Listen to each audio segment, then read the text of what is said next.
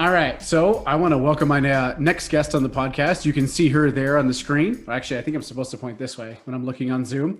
But so she is Mary Angela. She's the co-founder of Dogfight Dojo. She's a competitor at 10th Planet Austin. She also has a very successful Instagram page, so you probably know her as Mary _A _B. And you've probably seen her stuff around somewhere. Most importantly, she has a really good bottom game, and she's actually quite funny.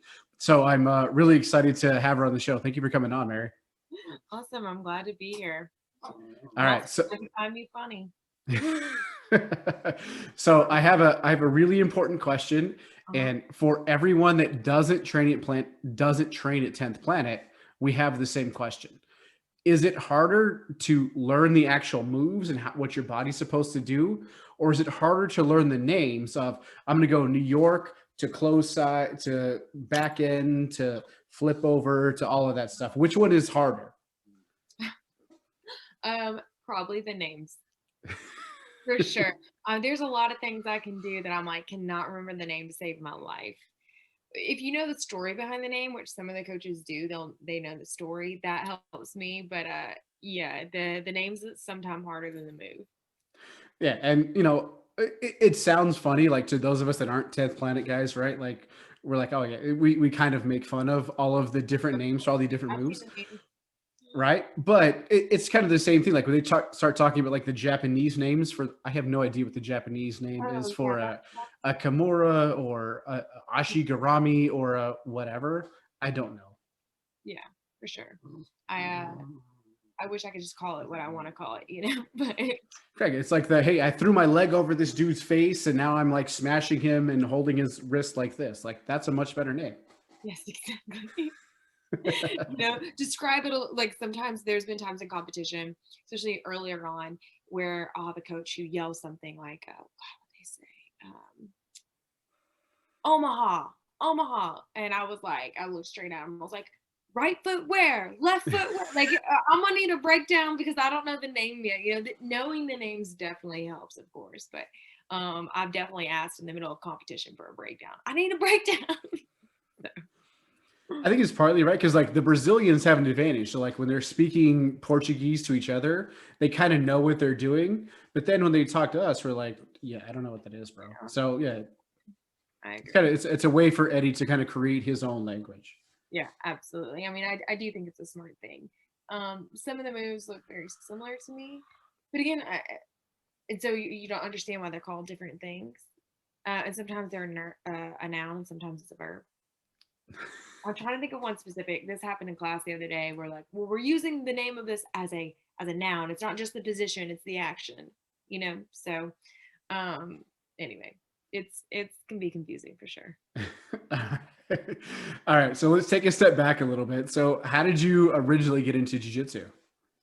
Um, So when I moved to Austin, I was dating somebody in Kentucky at that time where I'm from, and he was into jiu-jitsu, but had never really encouraged me to get involved until he came here to visit one time. And he pulled me. I was in grad school here at that time. He pulled me away from my studies, like, you have to go try this. And I was really apprehensive, not because I didn't want to try it, but because I was in over my head with studies. So I was actually pissed on the way there. I was just like, oh God, I got this test. And I fucking loved it. My first class, I loved it. Unfortunately, because of grad school, and then I got sick for a while, I couldn't go back for 2 years.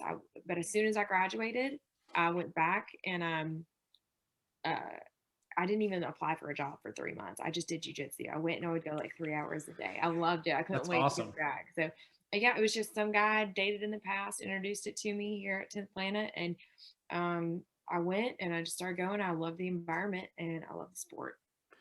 All right, so I finally, after 3.5 years or something of nagging my wife, I finally got her to try it, and now she's doing it. But I was talking to her the other day, and I was like, all right, so what happens with this? And she's like, well, what do you mean? I don't get choked. And I was like, well, what do you mean nobody's choked you yet? All right, so the question that most jujitsu guys have is, how do you get your significant other, wife, girlfriend, partner, whatever? What's a great way to kind of bridge that conversation? Oh gosh, it might be different for y'all because what my significant other does not do jujitsu because where he's at there is no jujitsu. But if you were ever to come here, I'd be like, I want to get you involved. I just beat him up.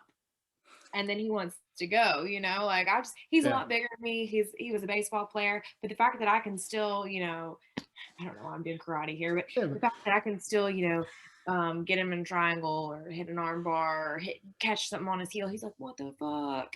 So I'm just really competitive, and so is he. So I use that little button, But I've seen a lot of guys try to convince their girlfriends, particularly to come to our gym because we have a good girls group. So just showing them a way you could do it. Sorry to get to the question was find some girls on Instagram, whether it's me or some other girls, if it's somebody closer to their age, somebody who seems more like them. There's plenty of girls on Instagram that do jujitsu, and show them their Instagram page. Be like, look, she's doing it. She's doing it. Look at all these girls doing it. Okay, stop it. Sorry, sorry if you hear my dogs in the you're background. good. We hear. Can we say hi?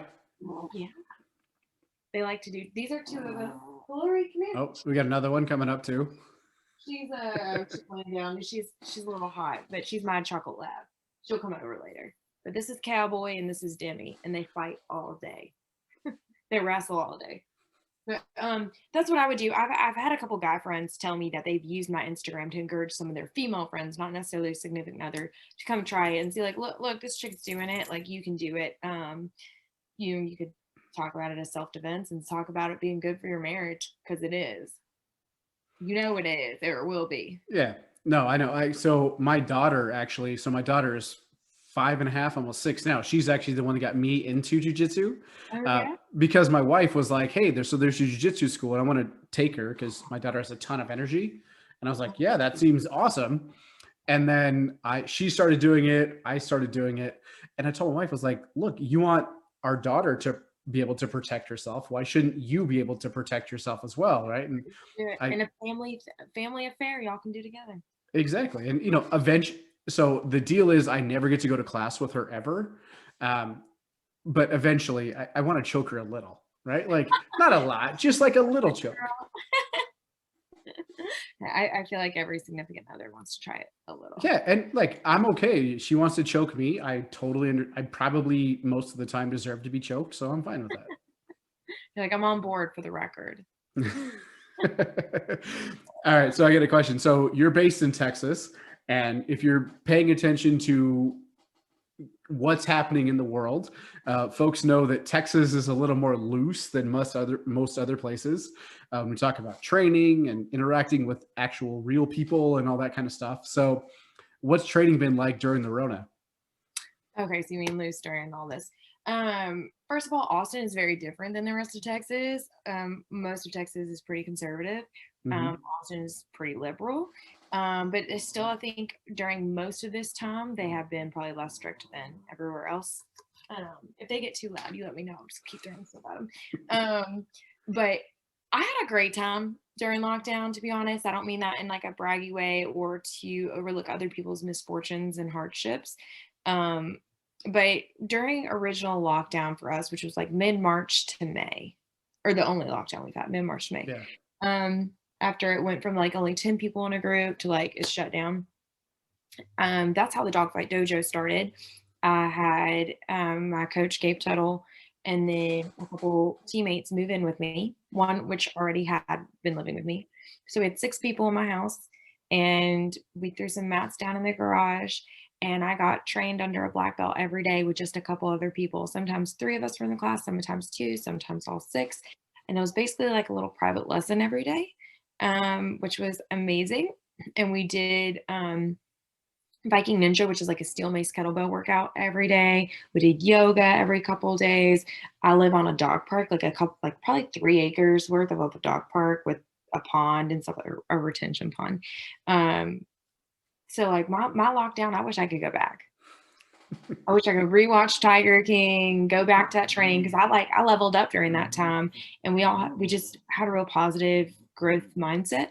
As far as in the state of Texas, I don't know how it was for everybody else. I know 10th Planet did a really good job. Our owner Curtis Hembroth had a bunch of old mats taken out and given to a bunch of different students so they could have little covert gyms. So whoever wanted to continue training could go to these little homes, go to these people's homes, and they could rotate out in and out. Hey, sorry. They You're could good. rotate in and out. And my house did not do that only because I'm in the health field and in the very beginning, and I go to patients' homes, and most of my patients are geriatric. So they're at high risk. So in the very beginning, before we knew anything about this, I was a lot more strict about just my house had to follow more of the precautions. But anybody else could do whatever they want, you know. But I hope that answers your question. I'm not sure how the rest of Texas or how the rest of Austin gyms even were. I just know they had to shut down. And then we opened up pretty fast. I think before we were really supposed to. And right now, like we're training. If you're there, you're training. We don't wear masks. We're training. Yeah, that's It's how we do it. come Like at we, your own risk, you know, come at your own risk. And if you're an at-risk person, you're gonna be around somebody at risk, that's on you and your adult responsibility and your freedom. I'll get on my soapbox there, your freedom to choose. Just like at that time, it was my freedom to choose not to be around a bunch of people. Now, with more we know, more I understand, I'm ready to be around people. yeah, we did the same thing where like, it opened back up in like the end of May-ish, and we had our little like 6 foot squares and one partner and all that stuff. And I went to an open mat last week. So yeah, the same Sit kind of thing. squares. That's how we started. So like in May, it was you had to like we like put tape on the mats, and we Wow. had like a 6 foot square that you had to stay in. It was and you had to pre kind of do it with just you and your you had to like register with one friend. Yeah. Just you and your friend could roll and kind of stay in that 6 foot mat. But as we've all learned more, we've kind of opened up restrictions. Like I said, like we've gone to open mats, and at the end of class, we spar with whoever you want and that kind of thing. Yeah, I mean, it's something I mean, those of us in this community, I'm sure you know, like, gosh, we crave this. We crave this community. I mean, I only recently experienced not being able to, I see, not being able to train, um, due to COVID. Coach Gabe got COVID, and I was with him at my match, so I had to stay away until my test came back. So we're still being like responsible in that sense. And Yeah. I had to stay away from work because of my job. And the gym was shut down for just a couple of days. And then I drove home to Kentucky for Christmas. And because I've got a family member with cancer, I also didn't train during that time either. So I cried. I cried knowing that like it was going to be, don't get me wrong, it's worth it to keep my family member safe who is at high risk, you know, and I'm going to respect their wishes no matter what I believe. But uh, I can't imagine what everybody else felt like during lockdown who really did not get to train from work who aren't training in some parts of the world. You know, just my brain couldn't handle that, you know? No, it's such a great stress relief because when you're doing warm-ups or whatever, yes, you're still thinking about other stuff. But as soon as another human is trying to choke you unconscious, like all of that stuff leaves your mind and you're just all about like, all right, I gotta focus on what I'm supposed to be doing here. And that 45 minutes, hour, whatever it is such a great time to get away from it all. Oh, absolutely. I can I'm not gonna keep going on that unless you want me to, because I'll go off on that for an hour. I know. No, you're good. All right. So I know part of the reason why I brought it up is because I know that the moving everybody in together and all that created kind of another cool opportunity for you, right? So you guys have like the dogfight dojo. Yeah, so I've been wanting to start a rash guard brand for a while. Um, and I knew I had started the Instagram months and months before I ever posted, except I called it Dogfight BJJ. And I just secured the name, secured it on Gmail, secured it on GoDaddy, you know. But I didn't know exactly what I'd do with it. And then at that time, and I'm not working as much, I worked some, but wasn't working as I was like, this is a great opportunity. So even before gear came out, I was like, let's start putting out content that brings people. So from a business standpoint, I was like, let's put out content that brings and builds an audience before you even have a product. Right. Sure. That makes And then sense. with my personal Instagram, that helps to like catalyze it, you know, a little bit. And then also I was hoping to have a platform to let my friends start sharing more because for instance, I can't teach. I'm just a blue belt. I don't know enough to really teach someone else unless you are super new. But I can be a good uke, you know, I can bring some personality to it. And I want to be able to really help promote my friends who have a lot of information and knowledge, you know what I mean? So, where was I going with that? So yeah, that's where Dogfight Dojo branched in. And then we started doing designs. And right now we only have our one rash guard out, but I've got all the bottoms coming out. My samples are in order right now. I've got a new rash guard coming out, which I'll tell you about in a minute, but goes along the same lines as Don't Tread on Me. Sure. So yeah, but did that answer your question? Like how Yeah. that got merged? It just kind of became a lifestyle thing, and why not document what we're doing? And what I did not expect though, um, I was kind of afraid it might cause FOMO for some people, who were not being able to have that same environment. But I got so many more people reaching out, telling us like what an encouragement it was, which then encouraged us to share more and stay. I don't like to say just stay positive, but actually actively doing things to be productive and grow and meet goals during this time where you could just sit around and watch TV all day. How do you get ready for a competition like that or a match like that? Well, that was my first large match. All my other matches, I've had 17 other matches, were just, at like local tournaments or Naga or something. So this was definitely different. I was rolling almost every single day, which I had been the couple months leading up, probably at least 4 times a week. I did a lot more dialing in on my training so my opponent changed 4 times. Okay. So my original opponent was supposed to be a wrestler. So that was really where all my training went into was, all right, I'm not going to wrestle a wrestler because my wrestling's not great at this point, but where can I catch a wrestler where they create space, using my bottom game. And so, my head coach, Coach Gabe, and I really worked a lot. He strategized for me. He told me, look at this level in your game. Let me do the thinking for you. Let me do the strategizing, and this is what we're going to do. And not that I can't speak up and say what I want, but I agreed with what he was saying, and I worked with him a ton. So a lot of our open mats, I worked with him. He just tried to simulate what he would see her do. Simulate her game, simulate areas we would think there would be openings or areas that would be difficult for me. And then same thing with our female coach, Destiny. She's definitely close to my size. She's a brown belt, and I rolled with her a ton. So my cardio felt amazing leading up to that. But yeah, we were very intentional about the training. And I had to taper off some of my outside of jiu-jitsu training leading up, some of my weightlifting and things like that, just about a week and a half before. But other than that, I didn't cut weight or anything. So yeah, I guess all I can say is I spoke with that coach and a couple coaches a lot more. They watched videos of that girl and they directed my moves. They directed my training. So you mentioned, outside of training jiu-jitsu. So obviously you got to roll a bunch, you got to work on techniques, kind of getting your kind of on the mats cardio up. Mm-hmm. Outside of jiu-jitsu, what does your training look like? Outside, so it kind of varies. So at that time I was weightlifting more. I would just kind of follow a weightlifting program from some girl I follow online, really. And then I like to do a lot of circuit training. So, I climb a rope, then I run ladders, and then I do squats, and then every minute on the minute I'm switching. I'm doing jump rope. I love doing jump rope. Circuit training to me is great conditioning for jiu-jitsu because you're not really stopping.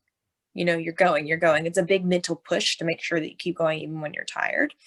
And then I'd have a couple of days of just weightlifting, and then a day or two of recovery. Right now I'm mainly doing Viking Ninja,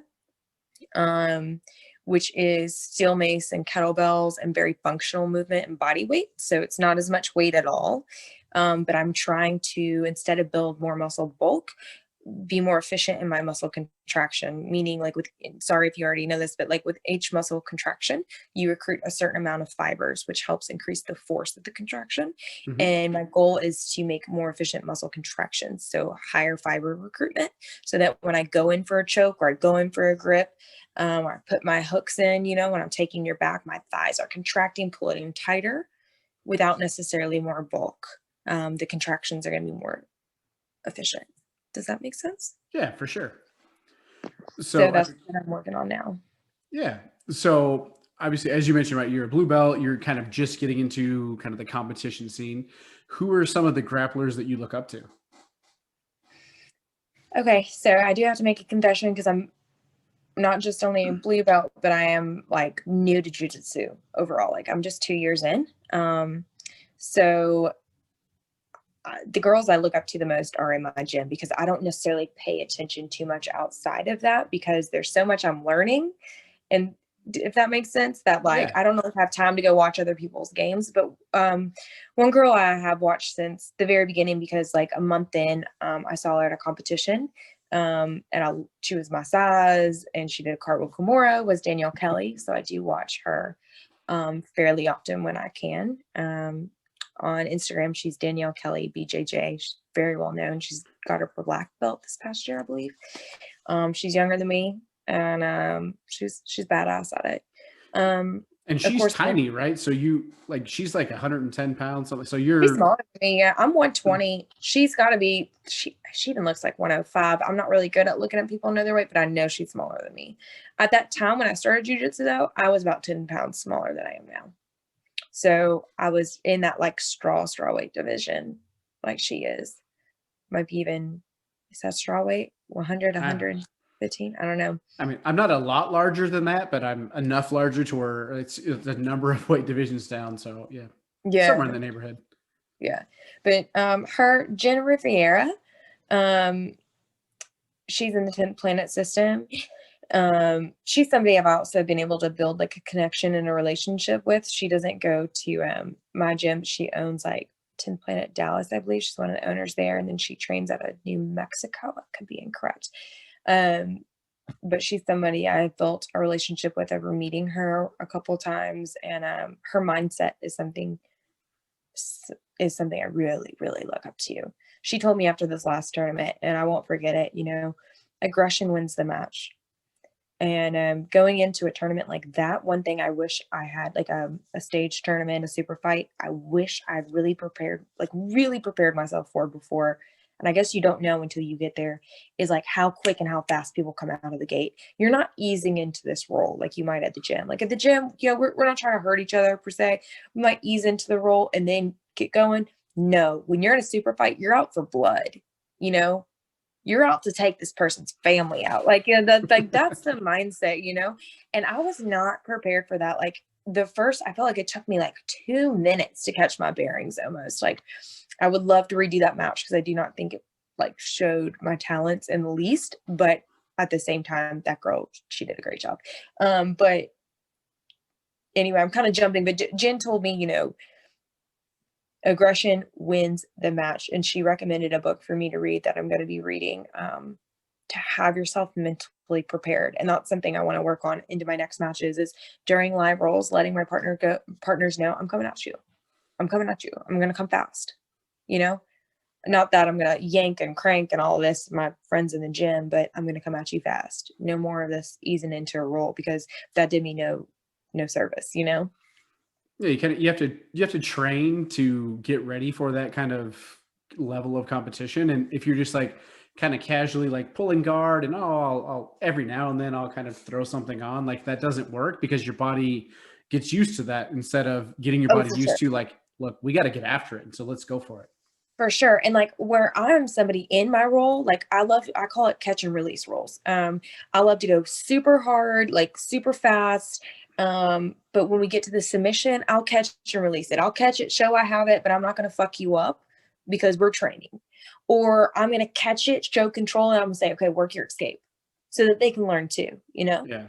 I love that kind of training, but I still been easing in, especially since I don't do a lot of wrestling. I've been just kind of easing into the role, easing into the pass, and you cannot do that with a super fight. You cannot do that. And like, if you had asked me this before, I'd be like, oh yeah, I know that. But I didn't know until I realized I really didn't know.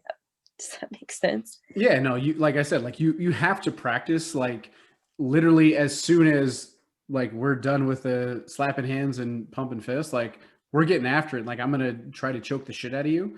If you do like casually go into it, I'm gonna grab a grip here and slowly do that. It's like the muscle memory. It trains your body that's how it's gonna go, and that's not the case. For sure.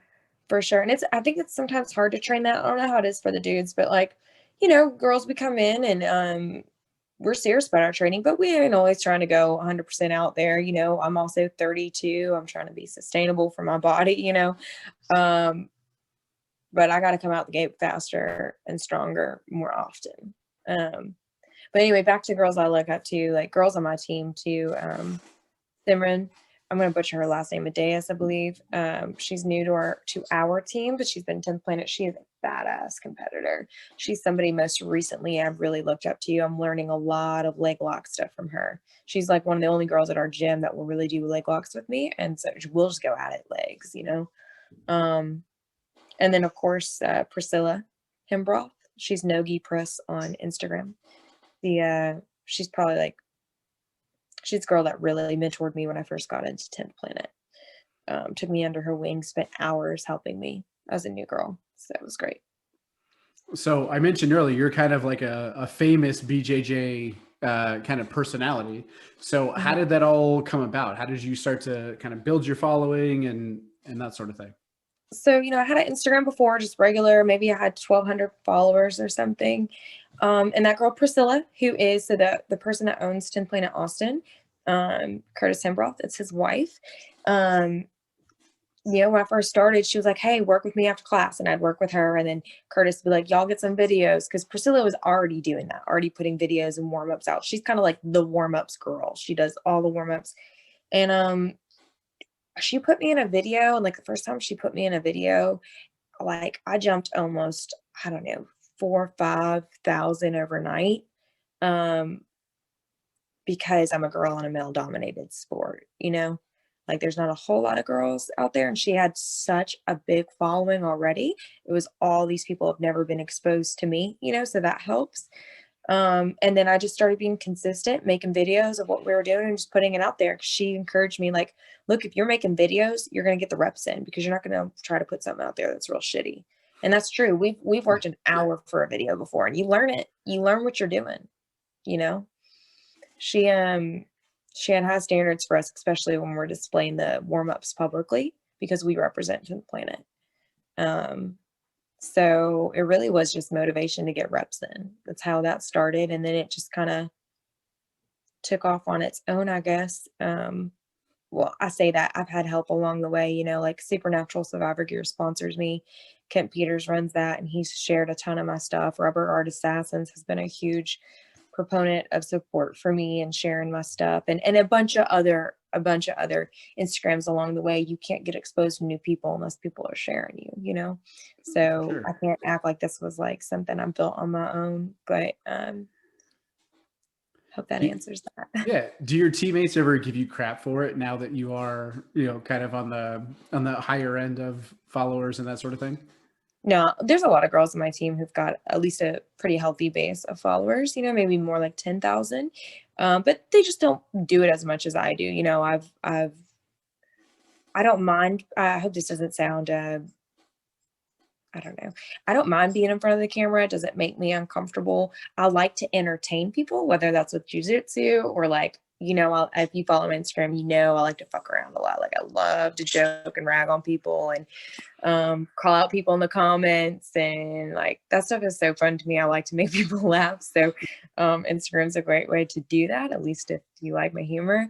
But no, I mean, not to my face. The only time I have been ragged on is like some of the dudes in the beginning. You know, there were some dudes in the beginning who I don't even think are there anymore, who would like kind of, you know, give you a little shit mainly because they're like a little jealous because they want some free stuff, you know, like I just started and maybe I was getting some free rash guards and they've been doing this for 7 years. But I was like, hey man, like you can't hate me because I'm a girl. I mean, I would love to think it's because my jujitsu is so amazing and I'm not saying I'm bad, but I also know like I said, I'm a minority here and there's riches and niches, you know. So you mentioned dudes in jujitsu and being a little jealous. I would imagine being, you know, a female in jujitsu that is a little bit kind of like Instagram famous, that you probably get some like creeper dudes or some and that sort of thing. So what's the like weirdest, creepiest message, request, something like that someone has ever sent you? I don't know if I'll tell you the weirdest one. You don't have to say his name because I know it's a dude. I know it wasn't some like random girl sending you a message. So I know, but what some did of he them are ask for you? so intense. This isn't the weirdest, but one of the weird ones, like people will offer to pay me like this was one of my latest ones, $7,000 to kick them in the balls. And like they're like, we'll pay half up front if you'll come kick me in the balls and see if it will knock me out. Stuff like that. I get a lot of feet pics requests and like wanting me to touch them with my feet, which if you have ever seen a close-up of my feet, dead skin everywhere. Like I have never had cute feet. Like they need professional help, you know? I'm trying to think of another some of them are just a lot of the same, like, you know, feet, but mainly feet. But like the kicking in the balls, that's happened a couple times, like requests, not that I've done it. I have a lot of people offering to be my sugar daddy. I've had some creepy ones, like somebody saying they're going to find me and impregnate me and like telling me over and over how they're going to do that kind of thing without me ever responding. That kind of stuff like is not funny creepy. Like it's No, that's straight up creepy. Yeah. Oh yeah, but I go through my requested messages every now and again because I screenshot people that continue to message me and talk to me as if I'm talking back when I'm not talking back. And I save them in a folder called potential stalkers because I've had a stalker before, so I keep record of these people. So if you're out there listening and you stalking me, I'm keeping record of it. I also own guns, but Good. yes, for sure. Not just these, you know. I mean, Yeah. the pretty powerful. Those are good, but you know, like the ones that actual, you know, fire ammunition are much better. Yes, for sure. But yeah. And I've got a couple one guy asked like a lot of girls on my team like how well they could do the splits and how far, and like once they hit one of us they kind of go down because I don't know if you've like seen my teammates, but man, my teammates, they're really cute. Like my teammates, I don't know, Austin is a really fit city, so I don't mean that arrogantly. I'm saying props to my friends at Jiu Jitsu. They take care of themselves, you know. They're fit. They eat well, you know. They're just so if a dude finds one of us, he finds us all on Instagram, and we'll share we have a girls message group. We'll kind of share like, "Oh, have y'all been hit up by this guy yet? You know, watch out for this one." So yes, that's the unfortunate side of it. Unfortunately, yes, and that's part of why I want my daughter to continue to do jiu-jitsu until she's much older. Because you know, when she's 18, if she started doing jiu-jitsu at 3, like if some guy fucks around, like she can rip his arm off. Like I don't have to worry about it. So yeah, I'm all for her continues to do that. For sure. So and it also like total side note, but I think I like push this for kids because I think it teaches. And I grew up in a very evangelical home, okay, that was very strict on like girls and guys are separate like all the time, even though I grew up with 4 brothers, so like most of my friends were boys growing up, but we had to be separate all the time. And I think jiu-jitsu teaches children to have physical interactions with the opposite sex that are not sexual. Teaches them like appropriate interaction behavior, so where it's also not like we've been separated for so long that like now I just freak out when I'm around a girl, I'm freak out when I'm around a guy, or I don't know what to do, or being hypersexualized because you were so sheltered, if that makes sense. I think it really teaches like a mutual respect for each other mentally, emotionally, and physically, which I think is really, I've noticed with the kids at our gym. Yeah, again, right? Because you know, little 5, 6-year-olds, whatever, they don't care, boy, girl. They're gonna get after it and try to take each other down and drop to their knees and do the little double leg or whatever. Like, and that's great to give them that confidence, like they can sort of protect themselves. And as they continue to go, like there's a girl at my school that's 14, and she's amazing, and like she rolls with grown men and beats most of them up, and like that's what I see her. I'm like, yes, like that's what we should be teaching young girls, is like how to take care of yourself and protect yourself and all that, for sure. What's her name? So her name is Andy. I'm not going to say her last name because I know she's very private and all that stuff, but like she's won Pan Kids a couple of times, and like she's so ridiculous. Like if I cheat and use my strength, I will win. But if I just use jujitsu, she will whoop my ass. That's so badass. Like people like that. I'm sure she's not much bigger than me, right? No, yeah, she's maybe 105, 110 pounds. Like girls like that, like I'm like, man, that shows me I can't just like, I do think weight makes a difference. I absolutely do, but like it doesn't always have to, like when you get to a certain level of skill, if the other person's not using their strength, like, man, that's inspiring to me to hear about a girl like that. Yeah, it's amazing. So let's talk about it. So I want to kind of figure out, you've done a super fight and you've kind of done a number of competitions. What does your day look like? Let's say it's all right. Your first match is at like 2:00. What does your preparation that day look like? Okay. Well, for a super fight, I only have one experience with that. Okay. And my day looked like getting in the car and driving there and getting there a couple hours early. Right. So, I got up, I made a good breakfast. I love food. I need to be, I made a good breakfast, but I was pretty nervous, excited.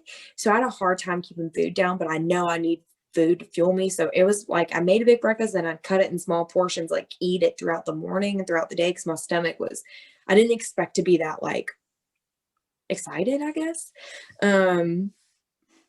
And then just mentally kind of taking myself through it that morning, what do I want it to feel like?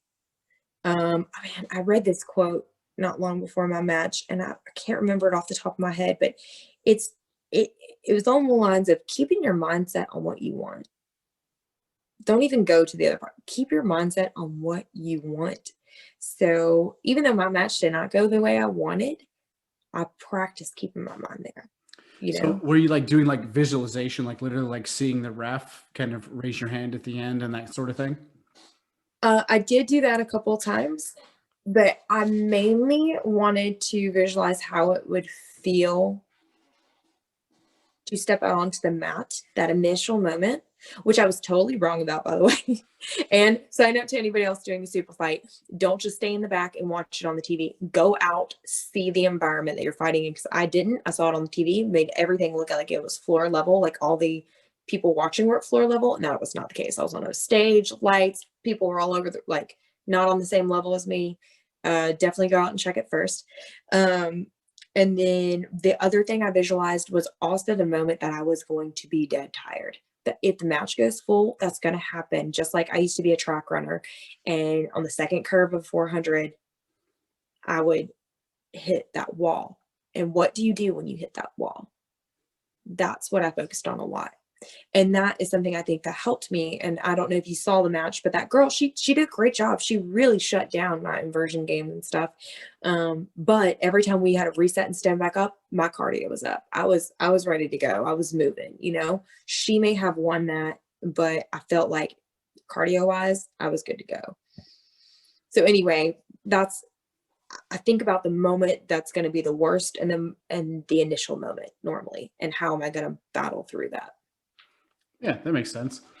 So we got to start to wrap it up a little bit. So as you start to think forward for, what does jiu-jitsu hold for you? What does the future hold for you? What things are in the works, or what are you heading towards? For the actual sport, I definitely want to do some more super fights. I already had some people reach out. I was supposed to do high rollers in Vegas, and then it got moved to February, and I'm actually taking some time off live rolls right now due to some neck and jaw issues that are causing me headaches, like daily headaches. So I have to take a month off for that live rolls. But when I'm back from that, I definitely want to take some more super fights. Maybe some submission on the shore stuff. They had reached out, but again, their stuff was too soon for that time period that I'm taking off. With that being said, a lot of my focus is going to be on wrestling, my stand-up game, wrestling, and starting the match aggressive. That is going to be my main focus going towards my next matches. As far as like what jiu-jitsu is doing for me as a whole, like with Instagram, with bringing in business through Dog Fight Dojo or sponsorships, I'm in a mentorship group right now, like a business mentorship group that's helping push me to seek out, more sponsors, to seek out ways to push the Dogfight Dojo brand more. And not just push the brand to make more money, but for me, it's like I'm expanding this platform for other people, and I really love that part of it. So yeah, the goal, of course, is to make some more money so I can work less and train more, bottom line. Yeah. But yeah, I'm definitely looking to do more super fights, towards the second quarter of the year.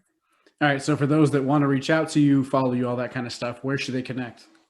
Definitely Instagram is my main. I don't really use Facebook at this point, but Instagram, it's Mary_A_B, also at Dogfight Dojo. And then any links to anything else I got is going to be on those pages. And then you guys have a YouTube channel, right, for Dogfight Dojo?